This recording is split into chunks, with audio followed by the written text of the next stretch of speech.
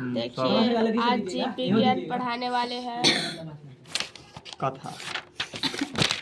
पहला कोशिका बहुत इम्पोर्टेंट कोशिका चैप्टर। पहला चैप्टर कोशिका के नाम दे दिया है, कोशिका जीवन पर आधारित इकाई। तो पहले चलो पढ़ते हैं कोशिका किसे कहते हैं। प्रत्येक जीव का शरीर कोशिकाओं का बना होता है और कोशिका को जीवन की आधारभूत संरचना और क्रियात्मक इकाई माना जाता है। हमको पर नामो ना लगाइएगा सर। अभी तो पहले कोशिका को जीवन की आधारभूत संरचना और क्रियात्मक इकाई माना जाता है। Basic structure and function. तो यह बता दिए थे संरचना के मतलब कि केकर संरचना 19 हिला केकर संरचना। हाँ ओके पैर ऊपर रखी। हाँ ईटा हिला। देखो संरचना के मतलब की बता दे कि केकर आकृति आकार कैसन है से आ क्रियात्मक यानी फंक्शनल की कौन सा में हमारे से अन्य में कैसन काम हो रहा है, से सांस उस लेना खाना वाना पचाने की क्रिया। तो क्रियात्मक इकाई हो गया और संरचनात्मक इकाई सब में है कोशिका को माना जाता है। कोशिका जीव द्रव से बनी एक संरचना है। तो कोशिका किससे बना हुआ है? जीव द्रव से। इसमें विभिन्न रासायनिक तत्व संयोजन करके यौगिक के रूप में उपस्थित रहते हैं। तो एगो जो कोशिका के चित्र बनाकर दिखाए तो इतना रूप से भरा रहता है। कौन कौन कार्बनिक में कार्बनिक यौगिक कौन कौन रहता है? जल एवं लवण। तो कार्बनिक यौगिक कौन कौन? कोशिका में कार्बनिक कौन कौन रहता है? जल एवं लवण के रूप में। तथा अकार्बनिक था नमकीन पदार्थ वाला जो सब होता है लवण साल्ट। तो अकार्बनिक जल एवं लवण। कार्बनिक पदार्थ कौन कौन होता है? प्रोटीन, वसा, कार्बोहाइड्रेट, न्यूक्लिक अम्ल के रूप में रहते हैं। कोशिका में यह जीव द्रव एक छिद्र युक्त चयनात्मक परागम्य प्लाज्मा झिल्ली से घिरी रहती है। इसके बीच में एक केंद्रक न्यूक्लियस रहता है। चित्र बना के कि कोशिका का एकदम दिमाग है न्यूक्लियस होता है, केंद्रक होता है। अब देखो कोशिका की विविधता। कोशिका को आकार यानी शेप रूप के अनुसार से आकार, साइज और संख्या नंबर से विभिन्नता होती है। यदि आप चित्र 1.1 आगे हम लोग देखेंगे तो विभिन्न कोशिका के रूप देखेंगे। बोले कोशिका अलग अलग आकार की होती है कि सब एक आकार के न रहेगा। यह कम से कम एकदम तन्नी को तन्नी माइक्रोस्कोप से देखेंगे तो 0.1 माइक्रोमीटर। ये जो माइक्रोमीटर कैसे लिखा जाता है? यू जो लिखा है ना माइक्रो है और मीटर, ठीक। तो म्यू इसको पढ़ा जाता है। तो म्यू या माइक्रोमीटर का होता है। जैसे प्लूरो न्यूमोनियम और अधिकतम कितना गुना हो सकता है? तो 170 गुने 135 मिलीमीटर का होता है। शुतुरमुर्ग का अंडा जीवाणु कोशिका बताए थे जी बहुत बड़ा होता है। सबसे बड़ा कोशिका किसमें पाया जाता था? शुतुरमुर्ग के अंडा में, ऑस्ट्रिच में। बताए थे कि ये में एक फैमिली खा सकता है, इतना बड़ा अंडा है। एक माइक्रोमीटर से एक फैमिली में 3-4 गो लोग।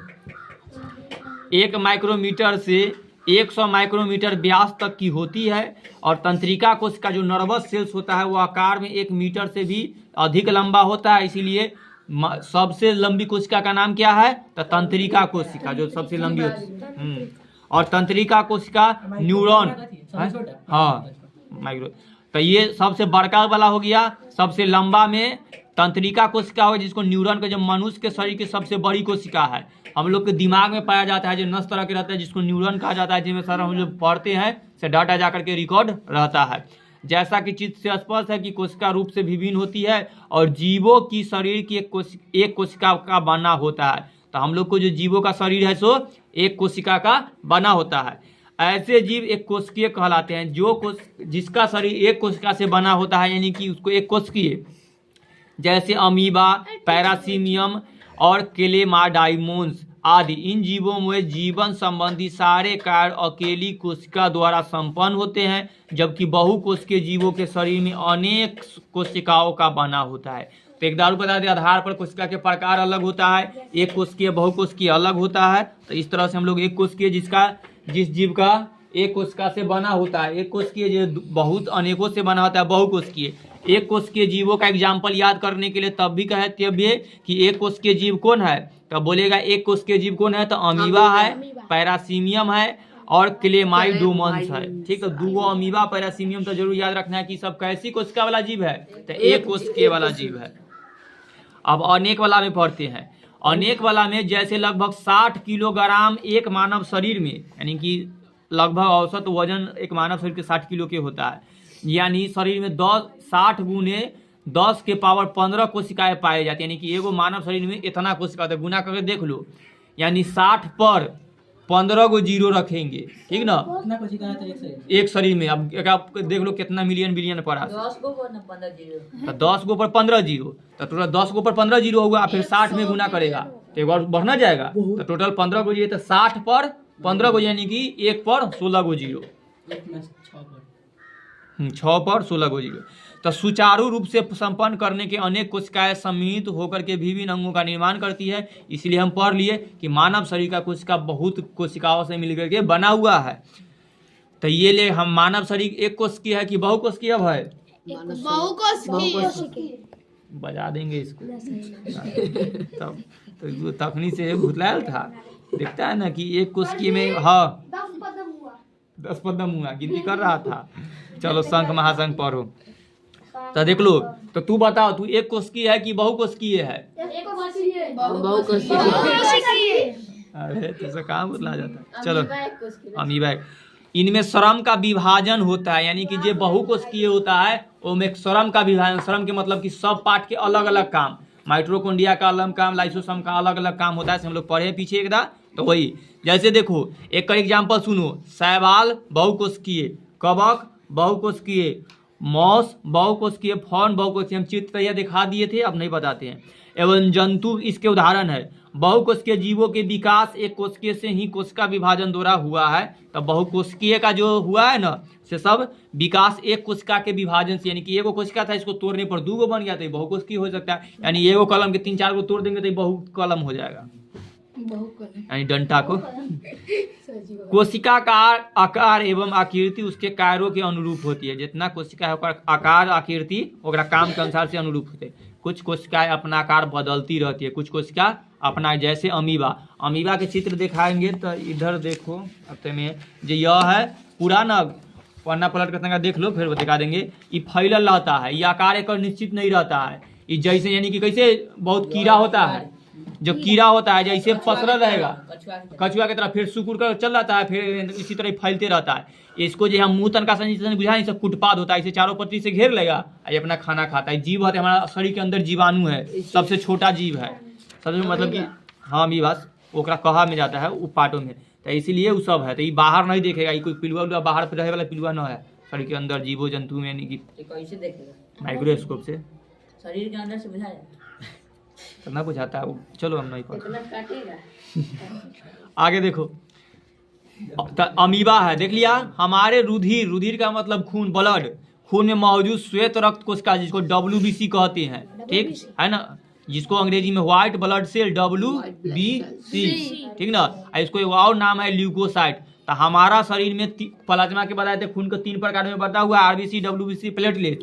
तो पहले जिसको WBC बोले, जिसको हिंदी में श्वेत रक्त कोशिका, श्वेत का अंग्रेजी व्हाइट, रक्त का अंग्रेजी ब्लड और कोशिका का अंग्रेजी सेल, शॉर्ट में इसको WBC कहते हैं। तो श्वेत रक्त कोशिका, व्हाइट ब्लड सेल, WBC, या एक और नाम है ल्यूकोसाइट कहते हैं।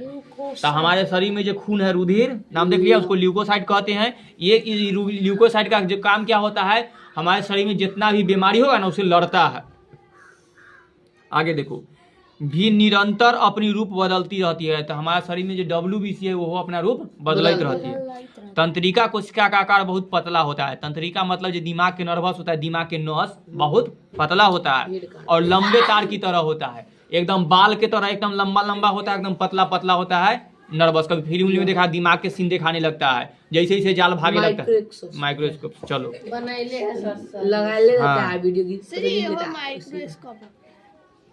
इसके द्वारा आवेगों का चालन, जैसे बिजली का चालन तारों द्वारा होते हैं, ठीक उसी प्रकार आवेगों का चालन तार के ही एक तरह लंबी पतली तंत्रिका कोशिका द्वारा शरीर के विभिन्न भागों में होता है।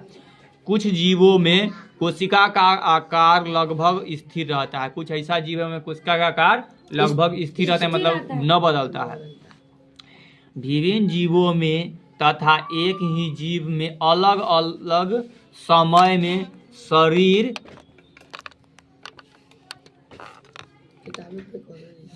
अब ठीक तो अलग अलग समय में शरीर में कोशिकाओं की संख्या भी बदलती रहती है, ठीक ना। तो समय के अनुसार से कोशिका भी बदलती रहती है।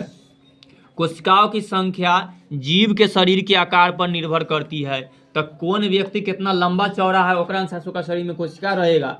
हाथी के शरीर बहुत बड़का होता है तो कोशिका ज्यादा रहेगा, और आयुष के चींटी के कम है तो कम रहेगा, आयुष में कम रहेगा। अभय में थोड़ा से ज्यादा होगा, समझ गया। अब जानबे करता सबसे ज्यादा ओकरे में ना। हाँ तो जेकरा में तो देखो बोल दिया। चूहे के शरीर की कोशिका की संख्या और हाथी के शरीर में मौजूद कोशिकाओं की संख्या बहुत ही कम होगी।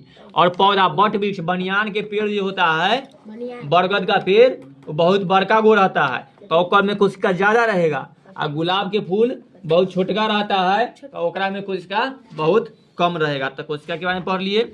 जीवन व्यवस्था में स्तर प्रत्येक जीव के शरीर का निर्माण करने वाली कोशिका में कुछ मूलभूत कार्य करने की क्षमता होती है, ठीक ना। ये कोशिका रहेगा बहुकोशिकीय जीवों में। हाँ चित्र देख लो आगे, जब हम लोग कभी पढ़ेंगे तो देखना ऐसे, जैसे कि तंत्रिका तंत्र बताए थे ना कि सबसे लंबी कोशिका हम लोग के दिमाग में, तो ऐसे नहीं होता है। अमीबा यह देख लो, अमीबा हाँ ये अमीबा, ये तंत्रिका तंत्र है। ये ल्यूकोसाइट है हमारे शरीर में जो WBC होता है, इसको माइक्रोस्कोप में खून के देखेगा तो इसको देखिए दिमाग खराब कर। इसी को WBC का देखो, जीवाणु बैक्टीरिया इसे होता है, केंद्रक होता है, केन्द्रक समय कोशिका होता है, लेकिन ये बहु एक कोशिकीय है तो अलग टाइप के केन्द्रक हाँ तो लंबा हुआ ना ये। अब अंडा के न दिखाया है ना तो वो हो जाता। तो देख लो अस्थि कोशिका, मेढक। हाँ चलो अब हम लोग पढ़ते हैं डायटम। हाँ बताओ।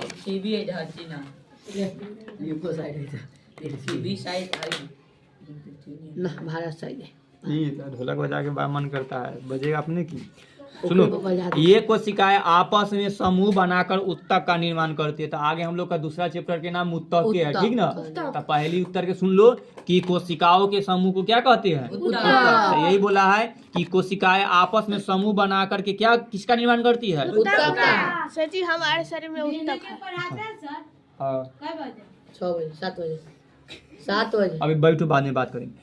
एक सी रचना और एक साकार करने वाली कोशिकाओं के समूह को क्या कहते हैं, उत्तक कहते हैं। उत्तकों के समूह तो जो किसी विशेष कार्य को संपन्न करते हैं तथा उन जिनका विशिष्ट संरचनात्मक संगठन होता है और उसको अंग कहते हैं, यानी ऑर्गन कहते हैं। हमारे शरीर में अगर बहुत सारा चीज को कोशिका मिला करके एगो लीवर बन गया तो ये हमारा अंग कहलाएगा, किडनी कहलाएगा, समझ ना गया।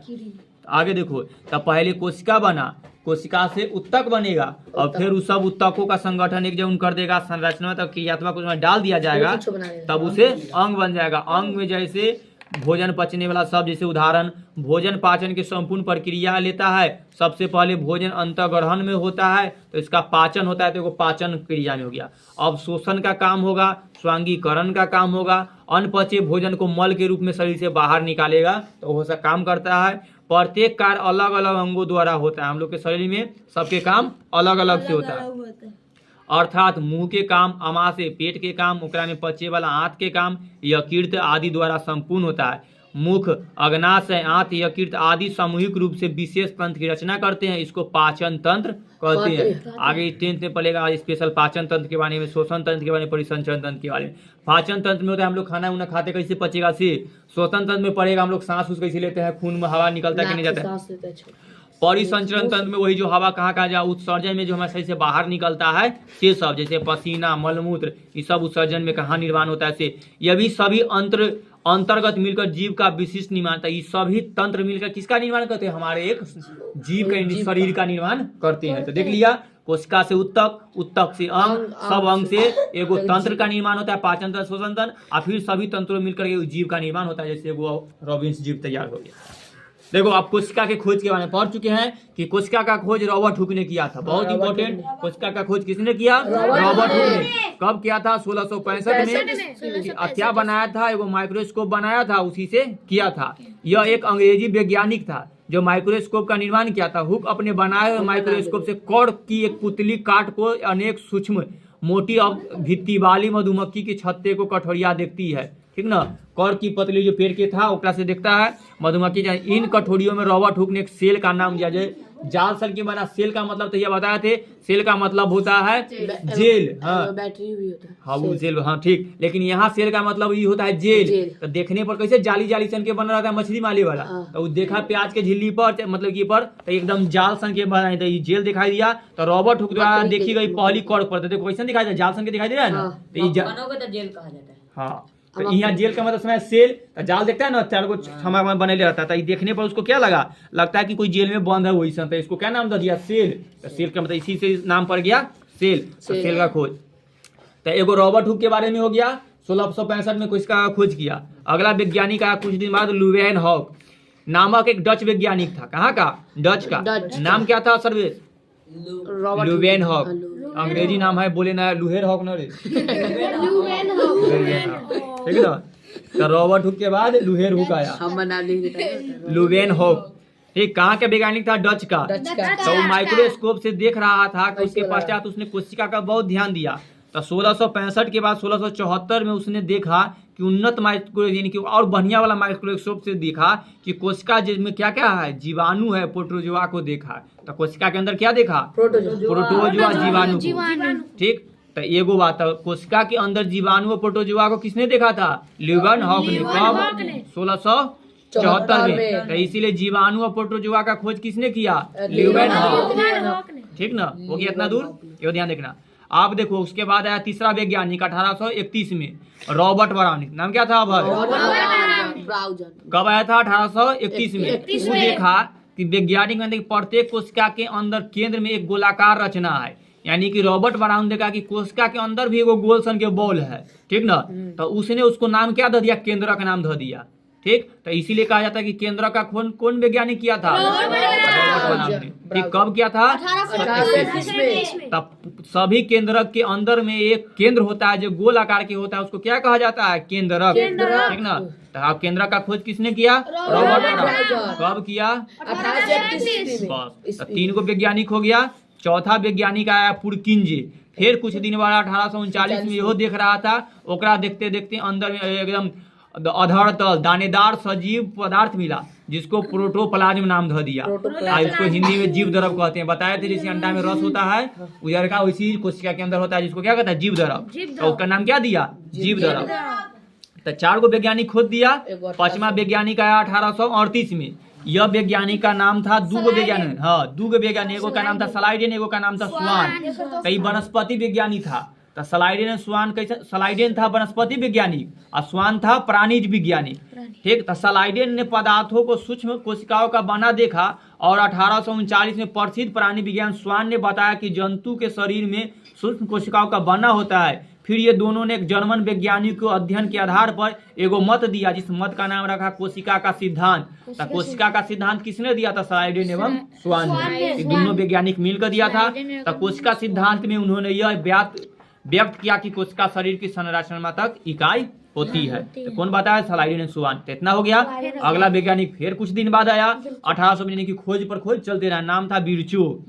ठीक, तो बिरचो ये बताया कि कोशिका का निर्माण पहले से मौजूद कोशिकाओं से होता है। यानी कि कोशिका का निर्माण कैसे होता है? कोशिका में से कोशिका बनता है। ठीक ना, यानी ये एगो कोशिका टूट करके फिर दूसरा कोशिका बन जाता है। यानी कि एगो कोशिका है, एगो पूरा संसा टूट करके 2 गो बन जाएगा, फिर टूट करके 4 गो, फिर 8 गो, इस तरह से खंडन होते रहता है।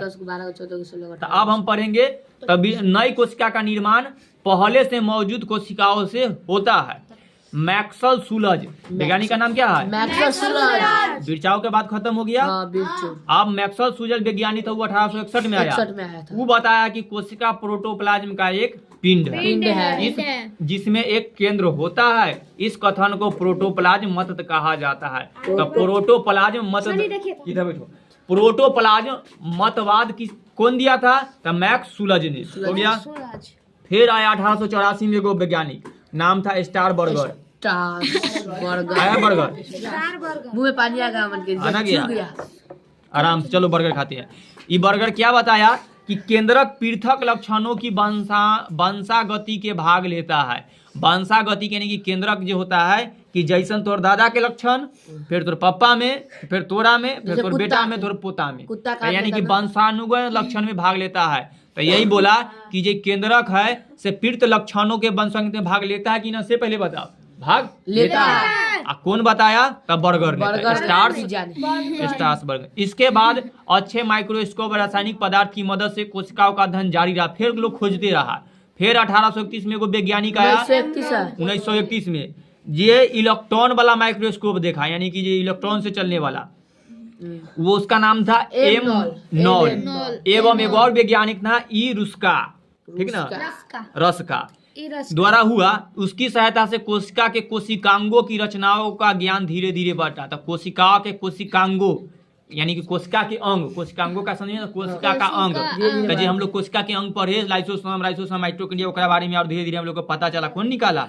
ई सर। क्रियाकलाप में हम शॉर्ट में बता देते हैं कि प्याज के छिली पर लिया और परत को छील करके रखा और उसको माइक्रोस्कोप से देखा 2 गुना 3 गुना करने पर, तब पतली पतली झिल्ली ऐसा से दिखाई दिया, जिससे लोग जांच किया कि यह क्या है, कोशिका है। एक अंदर धीरे और देखा, एक स्वांच में कैसे कैसे देखना है 2-3 मिनट तक स्लाइड के। रुक जाओ इसी रहो, खत्म करने दो। बहुत बच्चल है। हाँ देखो, ओकरा और अंदर देखा गया था मनुष्य के रक्त कोशिका, यानी कि मनुष्य के वो खून लिया, ठीक ना। ओकरा माइक्रोस्कोप से देखा तो देखो, तो अगर एक बूंद खून के लेंगे आप पूरा माइक्रोस्कोप पर ऊपर रख करके चढ़ा करके देखेंगे ना, तो देखो क्या क्या दिखाई देगा। आरबीसी दिखाई देगा। आरबीसी का मतलब होता है रेड ब्लड सेल्स, लाल कोशिका, लाल खून। फिर तीसरा खून है प्लेटलेट्स और लिम्फोसाइट और ग्रेनुलोसाइट। पानी ये सब बगल वाला पार्ट है, समझ लो पानी है।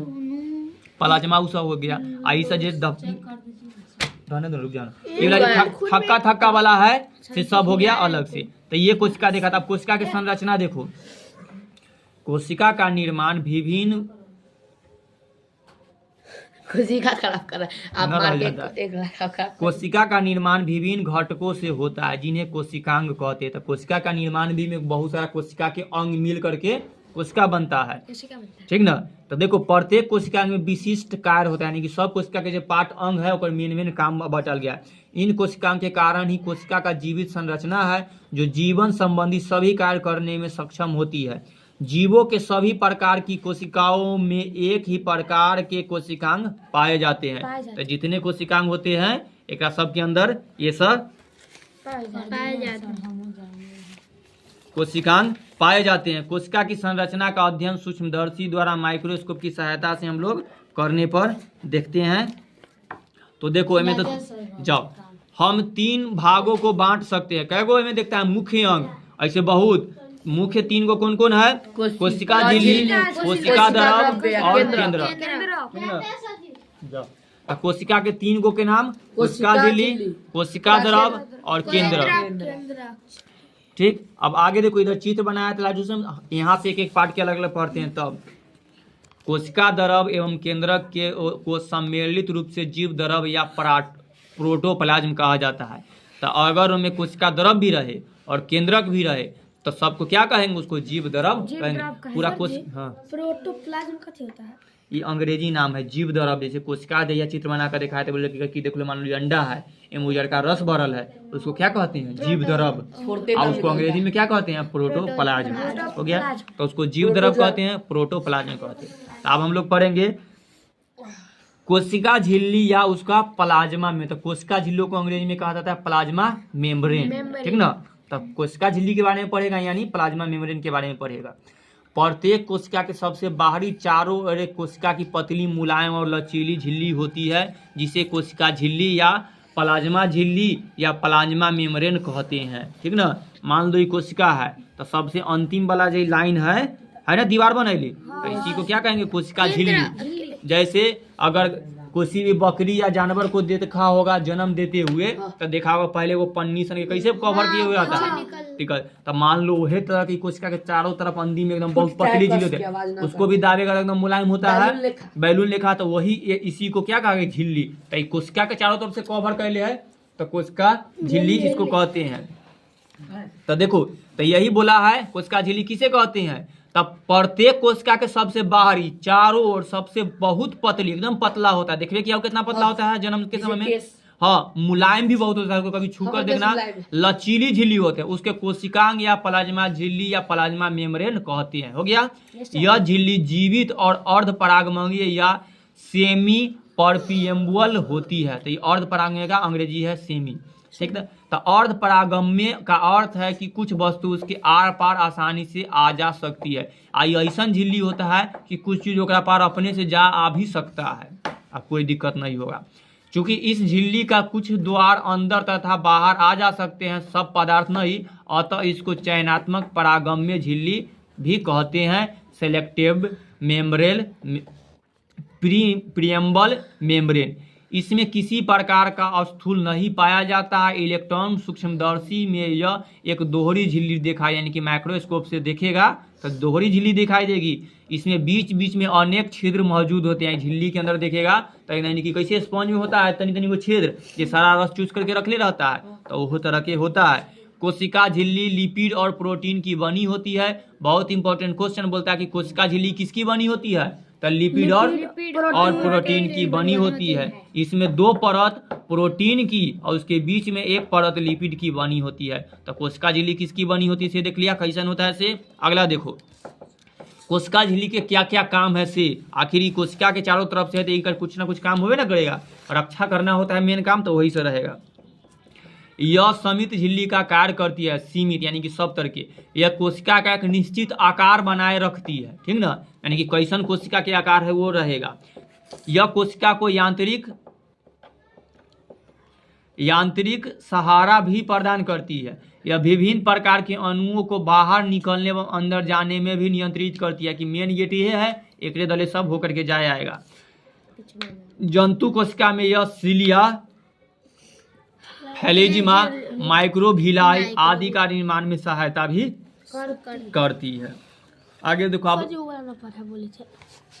चलो खाली देख लो, बस देखा है ग्लाइकोजन क्षण में, स्टार्च क्षण में कोशिका के अंदर के जो पार्ट है से माइटोकॉन्ड्रिया, केंद्रक, क्रोमोसोम, गोल्जी का, ये सब इसका अंग है। कोशिका का समग्र ना पता है। एक बाद हम आगे देखो, अभी प्लाज्मा झिल्ली के बारे में पढ़ा है, अगला कोशिका भित्ति के बारे में पढ़ेगा जो उधर है, फिर कोशिका द्रव के बारे में, फिर गोल्जी का के बारे में, फिर माइटोकॉन्ड्रिया के बारे में पढ़ेगा। इस तरह से हम लोग पढ़ेंगे। तो आप पढ़ेंगे हम लोग के कोशिका भित्ति के बारे में। तो ये बताए थे भित्ति का अर्थ होता है दीवार।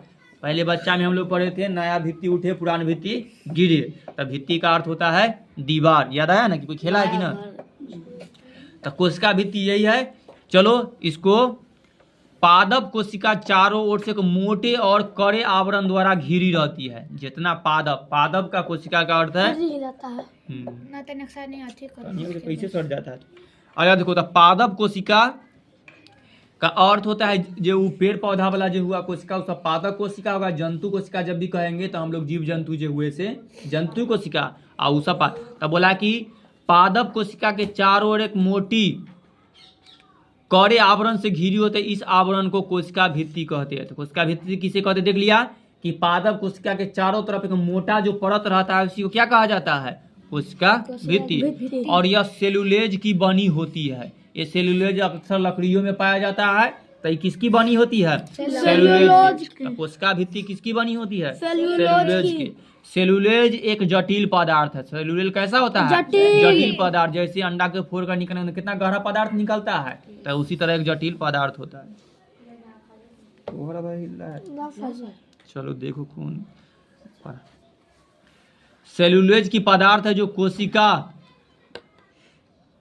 कोशिकाओं को संरचनात्मक दृढ़ता प्रदान करता है। इसी के कारण कोशिका भित्ति कड़ी और निर्जीव होती है। इसमें विभिन्न प्रकार के स्थूलन मौजूद होते हैं। यह अर्धपराग में नहीं होती है। एक कार्य देखो कौन कौन काम है कोशिका भित्ति के। यह कोशिका को निश्चित आकार देती है। कोई के दीवारें ना काम होता है कि ऊपर घर के आकार कैसन है, तो एक भित्ति दीवार है तो आधार में कोशिका को सुरक्षा और सहारा करती है। अगर घर के अगल बगल में कोई अगर दीवार घेरा है कहला चोर से बच्चे के लिए तो सुरक्षा के लिए और सहारा है। कोशिका झिल्ली की रक्षा करता है। हाँ, और कोशिका झिल्ली को भी रक्षा करता है। दीवार घेरेगा तो जो अंदर में सबके रक्षा करेगा, या कोशिका को सूखने भी नहीं, हाँ कांटी भी गाड़ देता है। तो एक अंदर में वो कांटियों गाड़ल वाला है, रूबरा रूबरा संग बनल रहता है। चलो आगे पढ़ते। आ यह कोशिका को झिल्ली को सूखने न देता है। अंदर में जो रस है अंडा के रस ओकरा भी सूखे न दे, पूरा पैक रहता है तो सूखेगा कैसे। तो अब हम लोग के पढ़े के रस के बारे में, यानी कि कोशिका द्रव के बारे में। तो अंडा के अंदर जो कोशिका द्रव है तो उसके बारे में पढ़े कि जो साइटोप्लाज्म है, जीव द्रव का वह भाग जो कोशिका भित्ति एवं केंद्र के बीच होता है उसको कोशिका द्रव कहते हैं। जीव द्रव के हम पहले दिखा दिए हैं कि वही जो पानी सन के होता है, ओकरो अंदर जो और भाग होता है जो कोशिका भित्ति और केंद्र के बीच में रहता है उसको क्या कहा जाता है, कोशिका द्रव कहा जाता है। जो कोशिका के भित्ति और केंद्र के बीच में उसे कोशिका द्रव या साइटोप्लाज्म कहा जाता है। तब हिंदी में कोशिका द्रव, अंग्रेजी में साइटोप्लाज्म, स्पेलिंग ऐसे। तो साइटोप्लाज्म किसे कहते हैं, जो कोशिका भित्ति एवं केंद्र के बीच जो द्रव रहता है उसको कोशिका द्रव कहते हैं। इसमें अनेक अकार्बनिक पदार्थ रहते हैं जैसे लवण और जल। हो गया पहला लाइन में हम लोग पढ़े थे। और कार्बनिक पदार्थ रहते हैं कार्बोहाइड्रेट, वसा, प्रोटीन आदि। तो कोशिका में ये सब रहते हैं, ये सभी निर्जीव पदार्थ है। अब कोशिका द्रव वह बहुत ही गाढ़ा होता है, जैसे अंडा का रस बहुत गाढ़ा होता है तो कोशिका द्रव भी बहुत गाढ़ा होता है। और पारभासी होता है। पारभासी के मतलब तो ई पार से ऊपर देख सकता है। चिपचिपा होता है, जैसे एकदम लस्सा के तरह होता है, और अंडा वाला भी चिपचिपा रहता है। यह समरूप एवं समांगी पदार्थ, यानी कि बहुत बढ़िया उसमें सब कुछ मिलल रहता है, नहीं होता है, यानी कि समांगी नहीं होता है। वरन इसमें अनेक रचनाएं उपस्थित होती है, अनेक अलग अलग कार्य होते हैं। इन रचनाओं या विशिष्ट घटकों को कोशिकांग कहते हैं, यानी कि कोशिका का सेल ऑर्गेनेल्स कहते हैं। यूकोरियोटिक कोशिकाओं में कोशिकांग झिल्ली युक्त होते हैं, जबकि प्रोकैरियोटिक कोशिका में झिल्ली युक्त अंग नहीं होते हैं। यहाँ से ध्यान देना, कहता है क्या यूकोरियोटिक कोशिका का अंग झिल्ली होती है, झिल्ली युक्त होती है, ठीक ना। तो जो यूकैरियोटिक कोशिका रहेगा ना में कोशिका झिल्ली होती है, और जो प्रोकैरियोटिक कोशिका रहेगा उसमें कोशिका झिल्ली नहीं होती है। समझा ना गया। तब प्रोकैरियोटिक में कोशिका झिल्ली होती है कि नहीं होती है, नहीं होती है। और यूकैरियोटिक में कोशिका झिल्ली होती है। चलो, आज झिल्ली जीवों का वह आवश्यक हिस्सा होता है। वायरस में किसी प्रकार की झिल्ली नहीं होती है। तो वायरस में कोई प्रकार की झिल्ली होती है, नहीं होती। इसके चलते इसमें सजीवों का लक्षण परिलक्षित नहीं होता है। ये जब किसी जीवित कोशिका के अंदर प्रविष्ट करता है, यानी कि वायरस की बात कर रहा है कि जीवित कोशिका, जैसे कर अंदर जीवित कोशिका है, अमन के अंदर प्रवेश करेगा तो उसके मशीनरी का उपयोग करता है। तो एकरे अंदर वायरस घुस करके एकरे चीज से उपयोग करता है अपना बहुगुना कर, यानी कि एकरा अंदर एगो कोशिका घुसेगा आ एकरे सामान से उपयोग कर दे। एगो कोशिका, एगो वायरस कितना वायरस बना लेगा, बहुत सारा वायरस बना लेता है। पहले कोरोना वायरस एगो वायरस तनका से चढ़ता था, तो जीवाणु और बीमारी से होता है जो कम जल्दी फैलता है, कहला कि उसमें जाकर के मर भी सकता है और उतना न फैलता है। लेकिन वायरस बहुत जल्दी ओकरे शरीर में जाएगा और बहुगुना, देखो तुरंत एगो से, मतलब कि एगो आदमी गया है अपना शरीर से एगो और के निकालेगा, खाना एक शरीर से लेगा दूगो, फिर दूगो मिलकर दू निकालेगा तो 4 गो, फिर 4 गो निकालेगा तो 16 गो, फिर 16 निकालेगा तो 256, 16 गो निकालेगा, स्क्वायर हो चला। चलो 32, इस तरह से 32 हो, हाँ तो 32 को इस तरह से हो चले। तब बहुगुना था, वायरस जल्दी होता है और जल्दी आदमी कोरोना सबको लपटा देता था। तब यानी सजीवों के भीतर के शरीर वायरस जीवित कोशिका की तरह कार्य करता है। तो सजीवों के भीतर वायरस किसकी तरह कार्य करता है, तो जीवित कोशिका की तरह काम करता है, यानी अपना उपाय करने लगता है। और कोशिका अंग या कोशिका द्रव में पाई जाने वाली रचनाएं, अब हम लोग नीचे रचना वाला पढ़ेंगे कि कोशिका जो अंग होता है उसके जो कोशिका द्रव होता है उसकी रचना कैसी होती है। विभिन्न प्रकार की उपचारिक क्रियाओं को दक्षतापूर्वक संपन्न करने के लिए कोशिका के भीतर कोशिका द्रव में अनेक अलग प्रकार की छोटी छोटी कोशिकाएं बिखरी रहती है। ये रचनाएं यूकोरियोटिक कोशिका में झिल्ली युक्त होती है। इन्हीं छोटी छोटी रचनाओं में को कोशिका अंग कहते हैं। तो कोशिका अंग दिखाई दिया ना कि मान लो पूरा कोशिका के नाम बिखरा है, छोटा छोटा बहुत सारा अंग, तो इसी को क्या कहेंगे, कोशिका अंग। बहुत अच्छा। इनमें बहुत सी रचनाएं साधारण प्रकाश सूक्ष्मदर्शी से या तो बिल्कुल नहीं दिखाई पड़ती है, इतना छोटा होता है कि बिना सूक्ष्मदर्शी से नहीं देख सकता है, और इनकी रचना स्पष्ट ज्ञान नहीं होती है। एक रचना ऐसा होता है कि हम ध्यान से इसको पता भी नहीं कर सकते हैं, और रहस्य भेद होता है। लेकिन इलेक्ट्रॉन इलेक्ट्रॉन सूक्ष्मदर्शी की खोज के पश्चात हम इन लोग को अच्छे से अच्छा प्रकाश सूक्ष्मदर्शी से चीज़ों से अधिक 2000 गुना बड़ा ही दिखा जा सकता है, परंतु इलेक्ट्रॉन सूक्ष्मदर्शी को चीज़ों से 1,80,000 गुना बड़ा करके देखने की क्षमता होती है। यानी कि इतना छोटा चीज़ को हम 1,80,000 गुना बड़ा करके उसको हम देख सकते हैं। और देख सकते हैं अब हम कोशिका द्रव्य में मौजूद विभिन्न रचना जैसे अंतःद्रव्य जालिका, गोल्जी का उपकरण, राइबोसोम, लाइसोसोम, माइटोकॉन्ड्रिया और पैलेस्टिड या लवक, रसधानी आदि के बारे में अध्ययन कर सकते हैं। यानी कि कोशिका के अंदर जितना अंग होता है इसको 1,80,000 गुना दुगना करेंगे ना तो सभी दिखाई देने लगेगा। तो देखो कोशिका के अंग डाउट दिखाए थे, ये है हाँ, ये कोशिका के अंदर इतना चीज रहता है। फिर अंग देखो ये अंदर में माइटोकॉन्ड्रिया हुआ, केंद्रक है ना, केंद्रक गलती बोला गया था, तो ये अंदर केंद्रक हुआ। एकरा अंदर जो द्रव भरल है, केंद्रक के अंदर जो द्रव भरल है उसको केंद्रक द्रव कह रहे हैं। ओकरा बगल बगल से एगो झिल्ली है जिसको केंद्रक झिल्ली कहते हैं। एकरा बगल में एगो छिद्र जगह खाली है तो इसको केंद्रक छिद्र कहते हैं। ठीक, एकरा बगल में जो तनी तनी को उजला वाला भूनका है उसको क्रोमेटिक झिल्ली कहते हैं। इतना हाँ, आज घास टाइप के बनल है मेन केंद्रिका है। बगल में देखो यहाँ लाइसोसोम है और केंद्रिका के एकदम ऊपर में है उसको सेंट्रोसोम कहा जाता है। ऊपर में जो ये चित्र बनल है चांद के तरह उसको गोल्जी का कहा जाता है। ओकरा से ऊपर में जो है गोल गोल सन के जो दिखाई दे रहा है कोशिका झिल्ली हो गया, उधर साइड वाला हो गया। ये देखो यहाँ पर जो बनल है से माइटोकॉन्ड्रिया है, क्यूमरोकॉन्ट है, आज गोल गोल वाला बनल है से कोशिका द्रव है। यहाँ पर ही ये क्रोमेटिन आई दाना दाना देखो ये जो खटा कर ले है अपना कोशिका के अंदर। ठीक, तो इसको बोले जाता है दानेदार अतः पराद्रव्य जालिका झिल्ली बोलते हैं। और यहाँ बगल में जो रहता है पूरा पार्ट उसको बोलते हैं राइबोसोम। ठीक ना, तो इस तरह से राइबोसोम, गोल्जी काम, लाइसोसोम ये सब देखा। तो देखो दो माइटोकॉन्ड्रिया था।